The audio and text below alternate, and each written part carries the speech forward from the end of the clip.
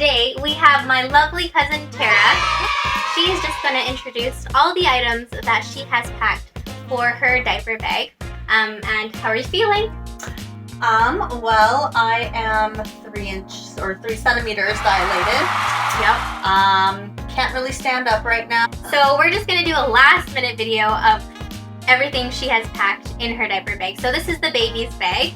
This is a lovely bag, if I do say so myself. Definitely gifted to me by a very special lady. Hint, hint. All right, so tell us what you have here. Okay, so we have a few different outfits. Just in case we're going to be spending a little bit longer at the hospital or in case something doesn't fit. This adorable little fox outfit. So we've got the hat to keep his little head warm.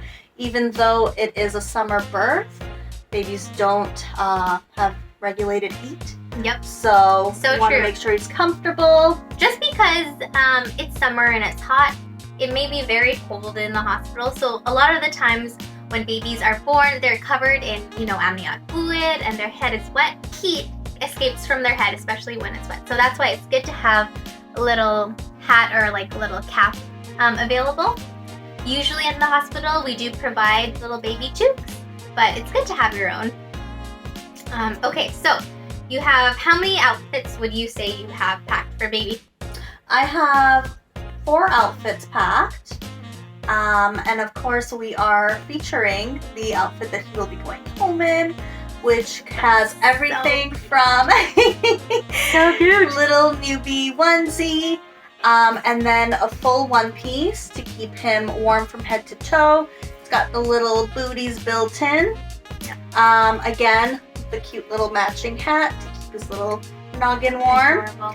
And we also have the little mittens so he can't scratch up his beautiful little face. I often get the question from a lot of my parents and they say, oh no, like my kid is scratching his or her face, what do I do? And then I just recommend getting these little mittens or even getting socks, like baby socks, and putting it over their hands just so they can't get at their face, because often they can scratch themselves. So just in case your baby is bigger than planned, you also have a size 0 to 3 onesie, which is perfect. And I would say a lot of the time, if you don't have that many onesies to bring to the hospital, it's okay, because while you're in the hospital, we don't really dress the babies. They have their own blankets that we provide and we just swaddle them and we wrap them. So most of the time you just need maybe 1 or 2 onesies just to go home in, because throughout your hospital stay, some people just keep their babies wrapped up in blankets. All right, so what else do you got here? So next we have the 3 recommended burp towels. In the hospital, we do also have like towels, so it's not like the biggest deal if you don't bring them, because we have lots in the hospital. Then we have a little baby newborn swaddle to keep them warm and cozy. Yeah. So if you don't like the hospital blankets, you can definitely wrap your baby in these swaddle blankets. So when your baby is ready to go home, the nurses will check and do a car seat check to make sure that you strapped him up correctly. Sometimes the baby is, actually most of the time, your baby is too small to fit in the car seat perfectly. So we do recommend bringing at least 2 swaddle blankets and rolling them up like so. And just imagine I was a baby. So when your baby is in the car seat, we don't want his head to like move around like this. So you would put the swaddle blankets right kind of tucked behind his head and also his back. I'll show that in another video, but this is perfect to have 2 swaddle blankets. So the next item is a sleep sack. It's funny because in the hospital we don't recommend swaddling, but we do it all the time anyway. As long as your baby's not in a deep swaddle or like a very tight fit swaddle, I honestly don't see anything wrong with it. And it's not like they're in that swaddle 24/7. But we do recommend your baby to sleep in a sleep sack at nighttime, just so he doesn't come undone and the blanket doesn't cover his face or like create any problems and obstructions to his breathing. So the sleep sack is the safest way to allow your baby to sleep comfortably and nice and cozy. Okay, so next We have some baby soothers. If you are planning to breastfeed, we don't recommend giving your baby a soother right away, not until he has developed a really good latch. So some people wait till later on to give the baby a soother. Other people, honestly, if it comes to your mental health and you just need your baby to not cry, I say go for it, you know? Next up, we have a bottle. So if you're planning on breastfeeding exclusively, obviously you won't need this, but say you have some troubles in the beginning and you kind of want to mix feed, you can definitely pump your milk. Say your baby is jaundice or he's underweight and he needs to feed and your milk supply hasn't come in yet, we definitely would encourage formula or donor milk. So it's nice to have a bottle to put it in. But most of the time, if you're planning on exclusively breastfeeding, you won't need a bottle, but it's good to have it handy. And here's a pump, breast pump. If you want to encourage and stimulate your breast milk to come in sooner, we encourage pumping. This is a hand pump that you can use. You could also express your breast milk through hand expression, and I will cover that in another video. And then we have some cute bibs here. Wipes definitely will come in handy. I feel like this pack may run out in like 2 days, so you're probably not going to be in the hospital for longer than 2 to 3 days. Especially in COVID times, they kind of like kick you guys out a bit sooner. And then diapers, yeah, definitely. How many diapers are in here too? Yeah, so there's like 6 diapers. It's good to come with diapers.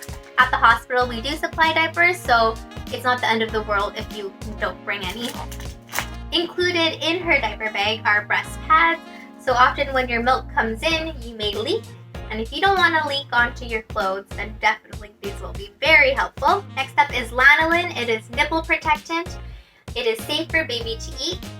So you just apply on your nipples after a feed, in between feeds, and you don't have to worry about wiping it off because it's safe for baby, so you can just lash baby on right after. This is a really good idea if you don't want cracked, blistering nipples. So, good purchase. Also in this bag is diaper cream, Penitin. It's a well-known brand. It just helps with skin irritation from to prevent diaper rash. So you can apply that on your baby's bottom if he's developing a rash, or even to prevent rashes, because there can be a lot of moisture trapped in that diaper. One thing I did want to ask you, Yeah. and it might help the viewers as well. I know that in the past they would recommend baby powder for baby swaddling as well. Yeah. I decided to forego purchasing any baby powder as it is quite controversial right now. Yeah. So what are your thoughts on it?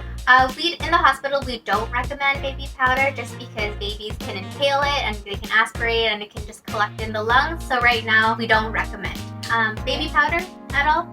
So I know my mom used baby powder on me when I was a kid, but I turned out fine. But you know, I feel like if it's something that can increase the risk of something, why do that? Especially when you don't really need it. So one of the main reasons why a baby's bottom does get irritated is because there's a lot of moisture. So a good way to prevent that is to constantly check your baby's diaper. A good way to prevent your baby from having diaper rash is to make sure that his bottom is dry for a majority of the time. So it's good to check your baby to make sure that he hasn't peed or pooped. And if he has peed or pooped, it's important to just change the diaper as soon as you notice. And in a diaper, there's this yellow line here. There's an easy way to tell if he has peed because this yellow line turns blue. So it's not like you have to open it every time to know he's peed. If there's a blue line, just change the diaper. However, to know if he's pooed, you have to kind of open it, or you just smell his bottom to know. There's no marking for poo, unfortunately, but that's one way to prevent diaper rash. Change your baby's diaper regularly. Also, in the first few days, he will have a tarry, like brown, black type of poo. It's called meconium. That is normal. It'll turn green and then eventually turn yellow, seedy colored. So that is all normal. I have a trick when it comes to meconium. You want to catch it ahead of time because if you let it sit for too long, it gets so sticky and you kind of have to scrape it off their skin. So it's good to try to like to catch it earlier. So thank you so much for watching. This is Matt Nurse Nat. Thank you so much for allowing us to, look into your diaper bag, which you have so many cute items, and I'm so excited to see baby brace in them soon, which is probably going to come either today or tomorrow. And look at how radiant she is. You cannot even tell that she is dilating, secretly dilating. All right, well, thank you so much for watching. This is Matt Nurse Nat signing out from Heart to Cheek. See you next week.